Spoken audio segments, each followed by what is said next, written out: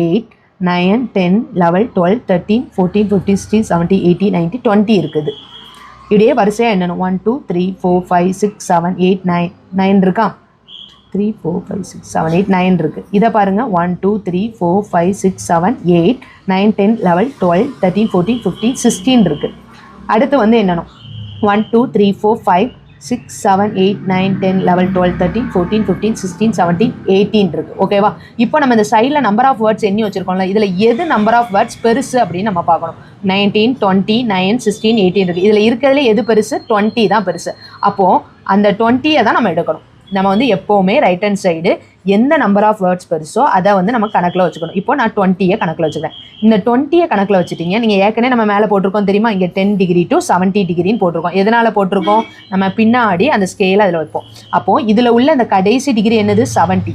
அப்போது இந்த 70யோட இங்கே நம்பர் ஆஃப் வேர்ட்ஸ் எது அதிகமாக வந்தது? 20. அதை மைனஸ் பண்ணணும். மைனஸ் பண்ணனா ஆனால் ஃபஸ்ட்டு எடுத்தோடனே அதை அப்படியே டேரெக்டாக மைனஸ் பண்ணிங்கன்னா என்ன வரும்? 50 வரும். இந்த 50 டிகிரியை நீங்கள் என்ன பண்ணணும்? டேரெக்டாக என்ன செய்யணும்? மேலே இருந்து இந்த 50 டிகிரின்னு சொல்லி போட்டுக்கணும். ஓகேவா? இது வந்து டிகிரி, முட்டை கிடையாது, டிகிரிக்காக நான் போட்டிருக்கேன்.